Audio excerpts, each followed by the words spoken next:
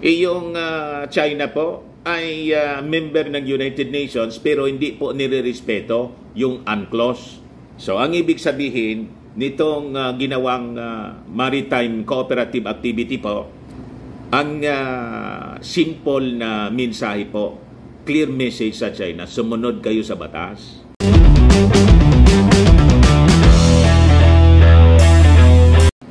Tamimi mga kababayan yung China, hindi umobra yung angas nila.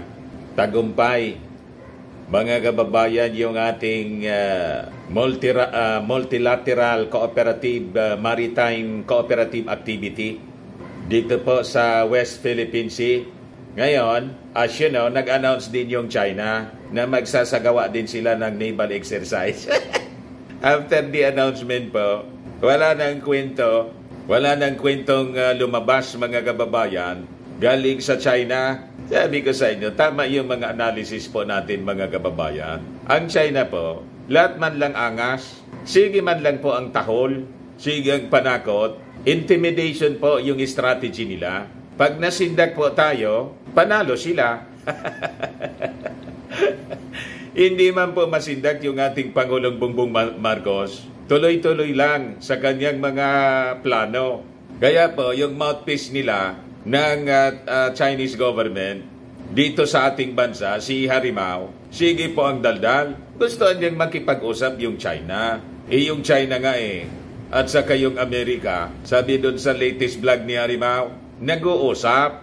Bakit niya ayaw makipag-usap ng ating Pangulong Bongbong Marcos sa China? Walang usap-usap muna. Ganon ang strategy ng ating Pangulong Bongbong Marcos. Pag naiposisyonan natin ang lahat, all the nuclear deterrence dito sa ating mga EDCA sites at tapos ma-expand pa natin dito sa West Philippine Sea. May regular activities with the multilateral force. Regular na magpapatrolya dyan. Pwede mo na pong mag-usap. Ganon mga kababayan. So, magaling po yung ating Pangulong Bongbong Marcos. Tingnan ninyo dito sa balita ng PTV. Tingnan matagumpay na naisagawa ng Armed Forces of the Philippines, United States Indo-Pacific Command, Australian Defense Force at Japan Self-Defense Forces ang kauna-unahang Multilateral Maritime Cooperative Activity or MMCA sa West Philippine Sea ngayong linggo, Abril 7, kahapon po. Dito ipinakita ng mga kalahok na bansa ang pangakong palakasin ang regional at international cooperation bilang suporta sa isang malaya at mapayapang Indo-Pacific. Ang naturang aktibidad na isinigawa sa loob ng Philippine Exclusive Economic Zone ay kinabibilangan ng mga sasakyang pandagat at panghimpapawid na mula sa 4 na bansa. Di ba mga kababayan? Walang magawa yung China po. So ang ginawa nila, nag-press release lang po. Nangawala mga kababayan yung mga barkong panggira. Bumahag ang buntot ng China mga kababayan. Wala ni isa na Chinese Navy or Coast Guard ang makita po sa paligid. Nagsipagtakas po. Magigiting yung ating mga sundalo. Hindi nila masisindak mga kababayan. At totoong matapang, strong leader ang ating Pangulong Bongbong Marcos. Never po na magpapasindak kay Xi Jinping. Ayan po mga kababayan. Ito yung press release ng China. China to hold drills in disputed South China Sea on Sunday, sabi po ng Chinese Army. Tingin ko, press release lang nila para hindi naman sila mapahiya na bumahag yung buntot. Di ba? Pero napaka-clear yung West Philippine Sea. Wala kang makita na umaali-aligid na mga Chinese militia, mga kababayan. So ang ibig sabihin, umatras sila sandali, mga kababayan. Impossibly, babalik sila pag halimbawa, wala na, tapos na yung ating freedom of navigation and patrol na ginagawa. Kaya nga po, kailangan maging regular na po ito at gawing permanent activity At siguro, abang ginagawa ito, then we fortify our exclusive economic zone. At simula na mga kababayan, yung oil exploration dito po sa ating territory at doon sa area kung saan tayo may exclusive sovereign rights tulad ng ginawa po ng Malaysia at saka ng Indonesia. Tama po mga kababayan? But before ko mga kababayan ibigay sa inyo yung full story ng mga balitang yan, click subscribe muna dito sa ating YouTube channel and hit the notification bell para lagi po kayong updated sa mga kaganapan dito sa ating bansa. Like and share na rin po ninyo ng ating video. At huwag na rin po ninyo na skip yung ating mga commercial ads para tuloy-tuloy lang ang pag-unlad ng bagong Pilipinas. Sa mga naghahanap po ng malinis and spacious fitness gym, pumunta lang po kayo sa aming Colossal Fitness Gym. We also offer Grab Car Rental with our brand new 2023 model ng Toyota Innova. We also accept booking for those who are planning to travel via PAL and Cebu Pacific and other airline companies and bills payment for Meralco bills, PLDT, etc. Pati Aleco bills. Ang Colossal Fitness Gym is located at 3rd floor, Security Bank Building, Lanco Business Park, Legazpi City. For inquiries, look for Gilon Maravillas, cellphone number 0966-802-0949. Yan ang aming Innova. Lagi na pong matao sa amin. Na-set up na rin yung aming mga bagong gym equipment. May treadmill na rin po kami. Ito naman po yung bago naming product na binibenta online. Eye Glow Serum, whitening po siya. Tingnan ninyo yung epekto sa aking anak na architect before and now. Yung mga inquiries po ninyo, dumiretso na lang kayo sa kanyang Facebook account, Riz Maravillas. Ito naman po, Firmax Firming and Lifting Cream. Pinapahid naman po ito sa mga pulses and affected area. Mainam po ito sa mga pains at paninigas na mga kaso-kasuan. Ito naman po, Automax Radiant Serum. Sa mukha naman yung application. Anti-aging po siya. You will look 10 years younger than your age. Sa mga cancer patients naman po, baka lang gusto ninyo itong itry. Nengxia Red Mix Fruit Drink. Hindi man po siya gamot, food supplement siya. Kaya lang, gawa siya mga kababayan sa goji berry. Yung goji berry, may anti-cancer properties. O ngayon, yung mga inquiries ninyo, dumiretso na lang kayo sa aming messenger sa Facebook para masagot namin agad. Ayos pa? Ayos na niya, Mr. Maravillas. So, balikan natin yung ating kwento. Ito yung laman ng mga balita ngayong araw na to. Tingnan ninyo, napakalinis ng karagatan po. Allied warships conduct sea drills. O yan po siya. Ito yung video, courtesy ng Armed Forces of the Philippines. I-play natin mga kababayan. Ayan po. Kita ninyo?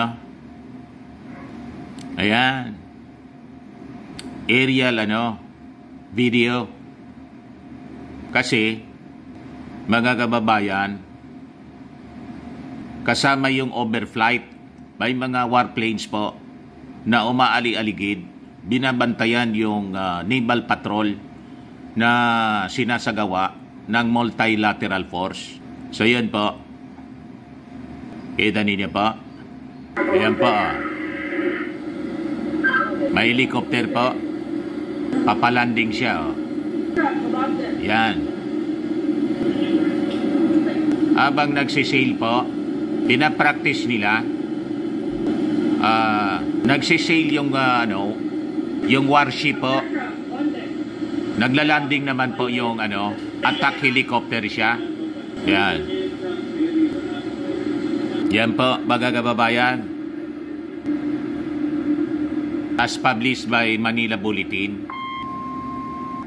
Pangkalatang impilan. Yan po. So, nangawala po yung mga Chinese Chinese Navy vessels, pati yung Chinese Coast Guard, bumag po yung buntot. Nagsipag-alisan. Ganun lang po. So, importante, may superior force po na susupla sa kanila. O ngayon po, di ba? Tama yung mga sinabi natin. Ang China po, mga duwag man yan, takot man sila na bumangga po sa superior force siyempre. Kaya tayo binubuli rito kasi inferior tayo. Yung armed forces natin, inferior kaysa sa kanila. Alam nila at alam po natin. Kaya tama yung strategy na ginawa ng ating Pangulong Bongbong Marcos, nakipag-alyado. Una, sa dati nating katratado, may Mutual Defense Treaty tayo sa Amerika. Tapos, nakipag-agreement din tayo, defense agreement sa Australia, sa Japan, at iba pang mga bansa. Pero dito po, yung participant, Japan, Amerika, Australia muna po. But later on, magiging mas malawak pa ito. Di ba tamimi po si Xi Jinping? Wala man po silang magagawa. Kundi, magmasid na lang po at tumabi. Di ba? Kaya ang ginagawa nila, magpropaganda at sasabihin, gusto nating makipagyera. Wala po tayong intensyon makipagyera. Ang intensyon po nito, napakalinaw. Nag-joint statement po noong April 6, noong Sabado, ang Australia, Japan, Philippines, and United States para dito sa Maritime Cooperative Activity. Nabasa ko na po ito. Ulitin ko ngayon para malinaw sa mga Chinese. Sabi dyan, Australia, Japan, the Philippines, and the United States uphold the right to freedom of navigation and overflight and respect for maritime rights under international law reflected in the UN Convention on the Law of the Sea or UNCLOS. So ito na po yung enforcement ng UNCLOS Arbitral Award na ayaw i-recognize ng China at ni Maudigs. Gustong itapon sa basura ni Maudigs po. Kasi daw, ang rason niya, wala man na niya tayong magagawa sa China. Napakalakas na niya ng China. Yung kaisipan po kasi ni Maudigs, sa bagay, wala man pong malawak kasing experience si Maudigs, mga kababayan, before siyang naging Pangulo. From mayor lang siya kasi biglang naging presidente. Wala siyang malawak na experience po sa international diplomacy. Kasi nga po, mayor, presidente na nga po siya. Anong gusto niyang tawag sa kanya? Mayor. So yung mindset niya po, pang mayor, tama po? Ganon din po siya, no? Ganon din po yung anak niya. Pang mayor lang, naging vice president. Kaya hindi siya pwede, mga kababayan, na umupo na presidente. Kasi pag umupo siyang presidente po, just like his father, kakamutihin po ng China. Tama po? Yung ating Pangulong Bongbong Marcos, aral sa kanyang tatay. Maliit pa siya, mga kababayan, lagi nang kasama ng kanyang tatay sa mga meetings ng mga world leaders kung saan imbitado yung kanyang tatay, pati yung ng kanyang nanay, si Imelda Romualdez Marcos. Laging kasama po si President Bongbong Marcos. So talagang naturuan ng maayos, actual experience po, other than yung kanyang credentials bilang aral siya sa ibang bansa. Si Maudigs po, nag-abogado nga, pero pinangangalandakan pa niya na 75 lang niya ako, 75. Diba? Kaya kinamuti po ng mga world leaders, lalo na po si Xi Jinping, ang tingin sa kanya mayor lang po. Kaya tingnan ninyo, mismong sa bibig niya, pwede na niya tayong gawing province ng China. What? You see? At hindi niya makita yung importance ng decision po ng UNCLOS. Gusto niya pong ibasura. So tingnan niyo po ang ginawa ng ating Pangulong Bongbong Marcos. In-engage niya yung ating mga kaibigang bansa. O ito na po siya. So ini-enforce po nito yung arbitral award sa atin. Napakalinaw po. Reflected in the UN Convention on the Law of the Sea or UNCLOS. Demonstrating our collective commitment to strengthen regional and international cooperation in support of a free and open Indo-Pacific. Our combined defense armed forces will conduct a maritime cooperative activity within the Philippine Exclusive Economic Zone on April 7, 2004. Kahapon nga po. Bakit po nag-press release sila, joint statement, para alam ng China, may notice sa China. Kumbaga, sinasabi nito nga multilateral force, huwag kayong haharang dyan. Tumabi-tabi kayo. Kaya po, ang ginawa ng China, nag-press release din. Pero wala man tayong makita na naval exercise, mga kababayan. Press release lang para hindi man mapahiya na sila, mga kababayan, parang asong bumahag ang buntot. Kasi sabi nga natin, mga kababayan, ang aso na tahol ng tahol, sabi ng mga matatanda, hindi po yan kakagat. Barking dogs don't bite. Naintindihan mo na, Maudigs? Mga DDS vloggers, naintindihan na ninyo? Mapuron man yung pagkaintindi ninyo kasi pang mayor lang. Di ba? The maritime cooperative activity will be conducted by Naval Maritime and Air Force units in a manner that is consistent with international law as well as domestic laws and rules of respective nations, and with due regard to the safety of navigation in the rights and interest of other states. Kaya po, nag-notice sila, maglalayagan niya kami dyan. Dala namin yung aming mga warships at mga eroplanong pangdigma. Di ba? Aklarado yung mensahe, huwag kayong haharang dyan.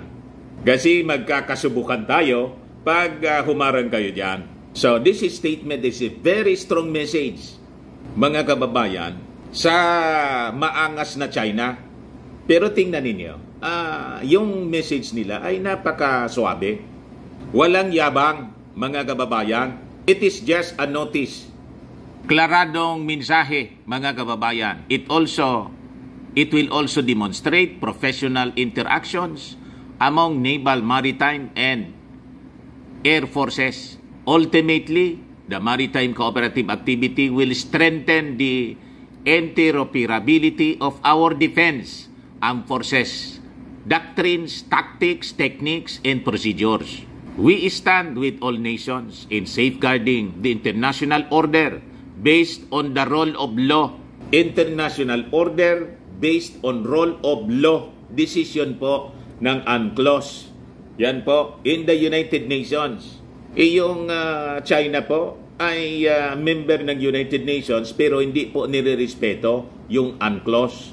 So, ang ibig sabihin nitong ginawang maritime cooperative activity po, ang simple na mensahe po, clear message sa China, sumunod kayo sa batas.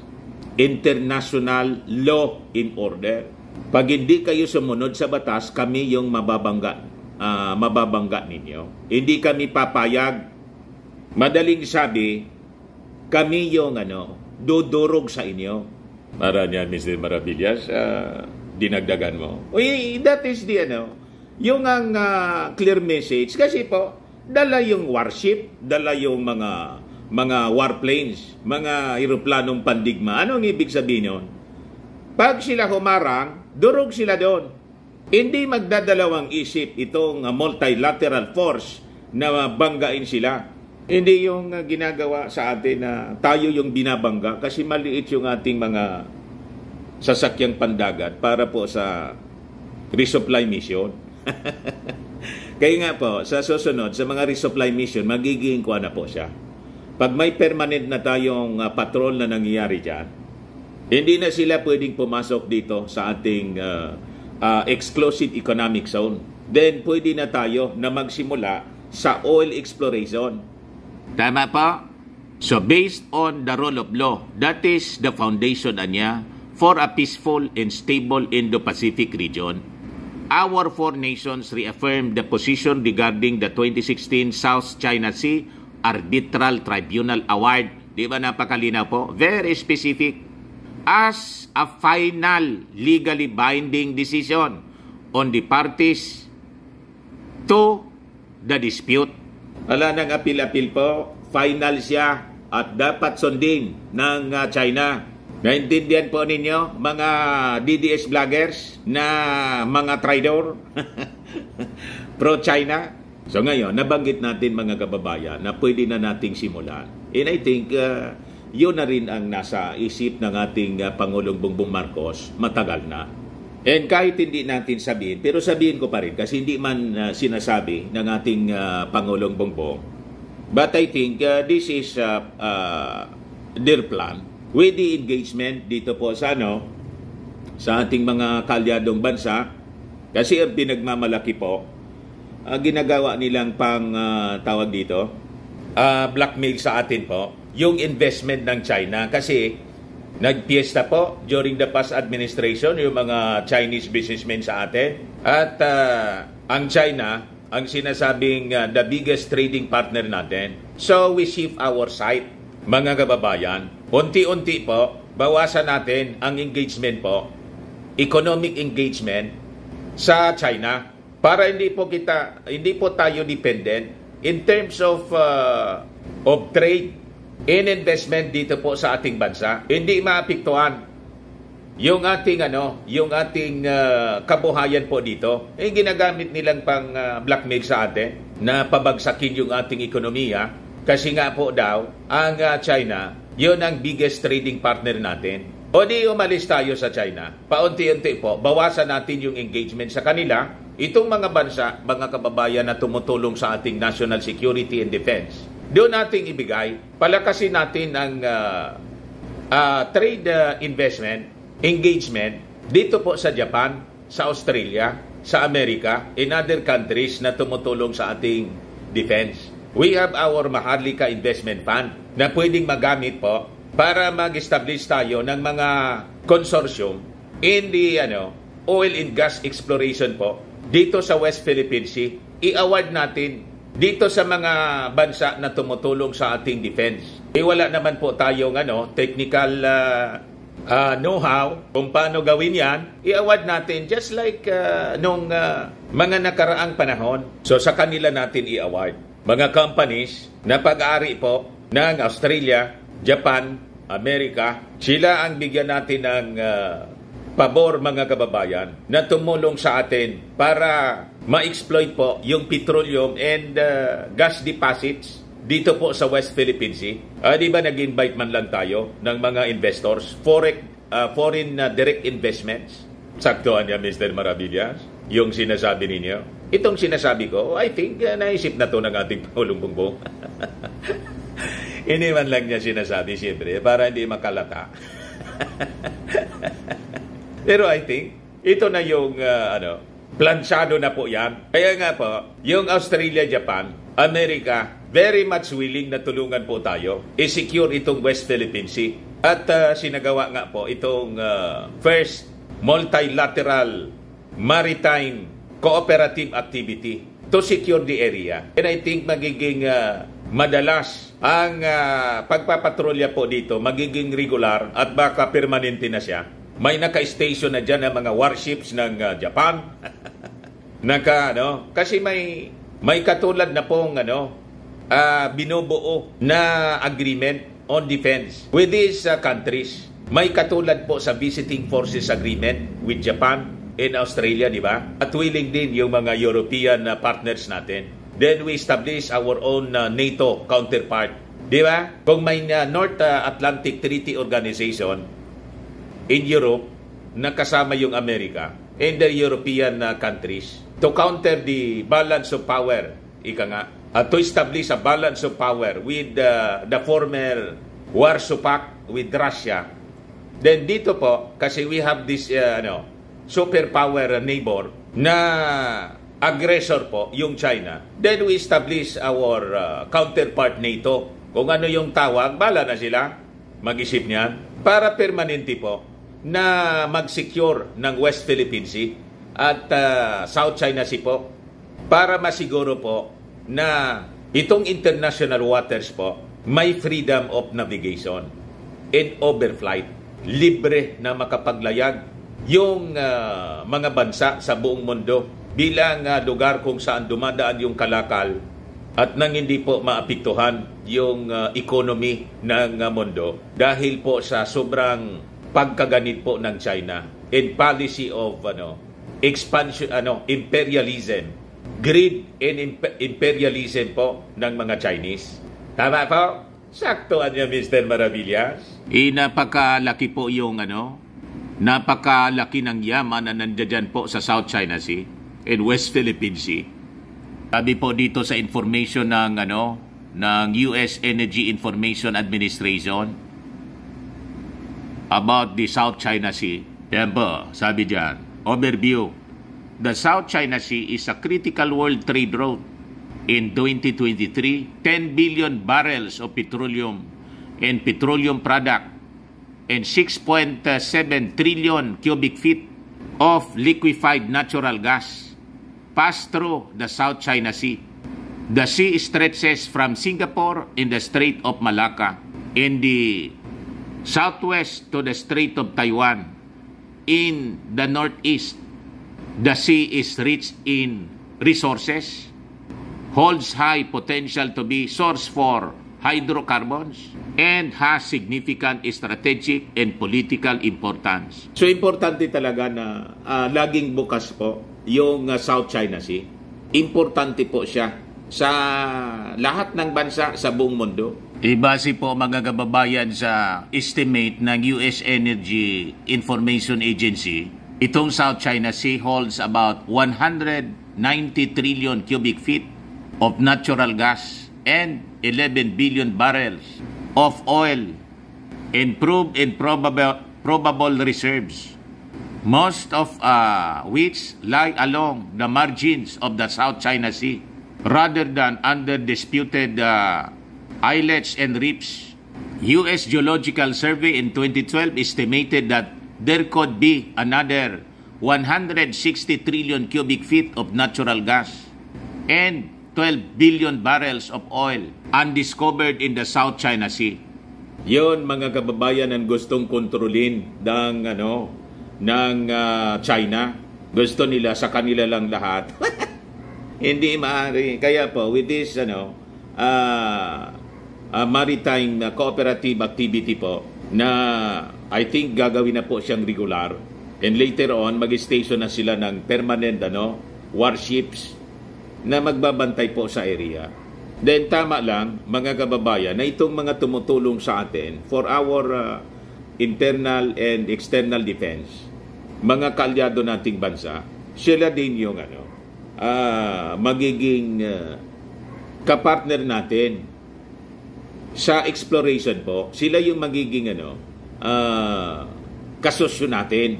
So galing sa kanilang mga companies din ang pwede nating i-invite na maging kapartner in exploiting the natural gas, petroleum and natural gas na papakinabangan po ng ating bansa at siyempre ng kanilang bansa din siyempre. Ika nga, pakamot-kamot ng likod. I scratch your back, you scratch mine. Ganon lang po ang labanan po sa mundo. Hindi man pwedeng tayo lang yung magkinabang. Yung technology po, sa kanila naman po yun Wala man tayong technology. So we enter into an agreement sa pamamagitan ng mga companies na pag-aari nila na pwede nating i-invite na mag-invest dito sa ating bansa. Laloan niya, manggagalaiti niyan yung China. Hindi manggalaiti sila. Mga swapang sila May offer nga noon, kaya lang in-strike po ng Supreme Court na illegal. Panahon ng GMA, yung joint exploration po. Di wala kayong papakinabangan dito po sa aming EEC. Di ba? Talaga niya, Mr. Maravillas, napakagaling ng strategy ng ating Pangulong Bongbong. Mismo po. Kaya yung Beijing, yung si Xi Jinping, ginagamit nila yung mga kaalyado nila rito, mga politiko, the past administration po, natuta nila para siraan po ang ating Pangulong Bongbong Marcos. Huwag tayong papayag po at gusto nilang i-people power. Kaya nga may mga plano silang mga prayer rally na naman. Wala man pong makukumbinsi kayo Kasi yung layunin ninyo, pang sarili, hindi man po para sa kapakanan ng ating bansa at ng mga mamamayang Pilipino. Pang sarili, kapakanan po ni Xi Jinping. Kaya po yung trust rating ng ating Pangulong Bongbong Marcos, mataas na po kaysa kay Inday.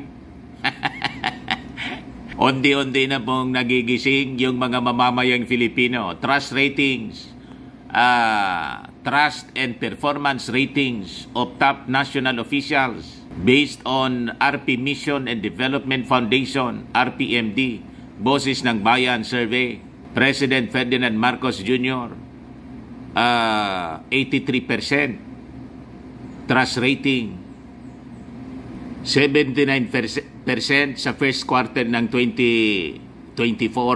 Si Inday from 80% to 77%. Si Migs, 78% to 73%. Si Martin, 79% to 75%. So, nagbaba na siya ng konti, pero mataas pa rin, mga kababayan. At ang